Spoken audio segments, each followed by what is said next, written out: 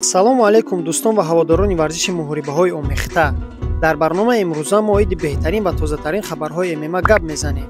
Дар ягон ҷо ба ҳузур нишаста лайка зер кунед, мо боша видеоролика сар мекунем.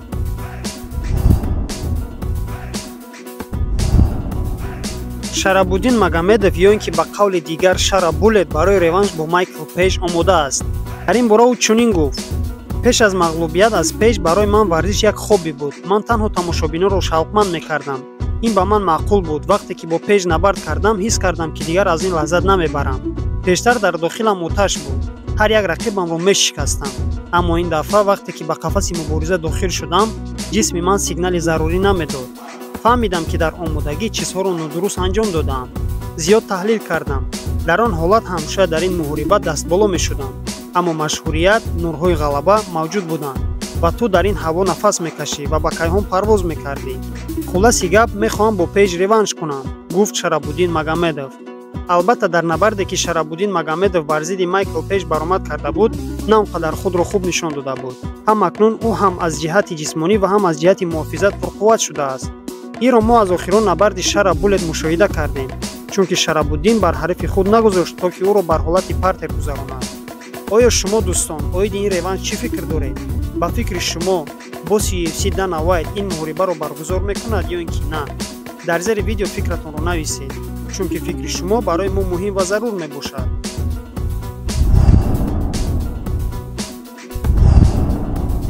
TJ Dillashaw боварӣ дорад ки мо беҳтарин версияи Ҳамза Чимаевро хоҳем дид. Дар ин бора ӯ чунин гуфт: Чимаев аз Дрикус ҳамлакунандаи техникӣ аст. ӯ дар греплинг, ҷиу-ҷитсу хеле бартарӣ дорад ва аз ҷиҳати ҷисмонӣ қавӣ мебошад.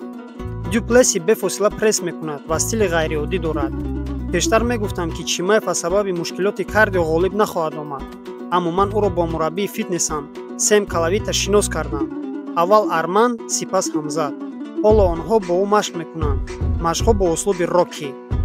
ман қатъӣ боварӣ дорам ки Ҳамзат дар бозии навбатӣ иқтидори аҷиби тобоварӣ хоҳад дошт ва ғолиб хоҳад шуд. ӯ як қотили воқеӣ хоҳад шуд. мо чизҳои ҳайратангезро хоҳем дид. ман боварӣ дорам ки ӯ дар ин муҳориба ғолибиятро ба даст меорад. мо ба гуфтаҳои TJ Dillashaw розӣ ҳастем. Дрикус Дюплеси мехоҳад дар ин муҳориба ғалаба кунад, аммо Борс ба қувва ва тактикаи худ боварии комил дорад. дар ин муҳориба Кайо Баррелло ҳамчун ҷанговари захиравӣ даъват шудааст. дӯстон, шумо дар ин муҳориба киро мухлисӣ мекунед? Дар зери видео ҳатман фикратонро нависед ва мо бошад мегузарем ба хабари дигар.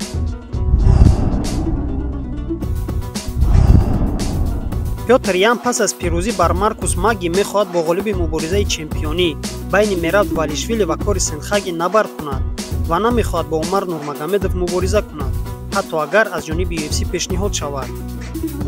ба ман ҳеҷ кас чизе ваъда надодааст, аммо агар ба вазъияти дивизион нигарем, ман ҳақ дорам ки барои камарбанд мубориза барам. касеро намебинам ки аз ман бештар ҳаққи набард барои камарбандро дошта бошад. ман мубориза бо Умарро беэҳтиромӣ аз ҷониби UFC мешуморам. ман пас аз охирин мағлубиятам 3 мубориза ғолиб шудам. Умар ҳадди аққал бояд чанд бор мубориза кунад, то ки ҳаққи мубориза барои камарбандро гирад. инро мужзани рус Пётр Ян дар суҳбат бо Ариел Хелванӣ гуфт. албатта дӯстон, агар аз рӯи гуфтаҳои Пётр Ян нигарем, ӯ дар ҳақиқат набояд бо Умар биҷангад, балки барои камарбанд ҷанг кунад, зеро ӯ айни ҳол номзади асосӣ барои камарбанди вазни сабуктарини UFC мебошад. аммо ҳамаи ин дар дасти матчмейкерони UFC ва Дана Вайт аст. лекин ман аз шумо пурсиданиам, шумо дар ҳақиқат Пётр Янро номзади асосӣ барои камарбанд мешуморед ё ин ки не? ҷавоби худро дар зери видео нависед.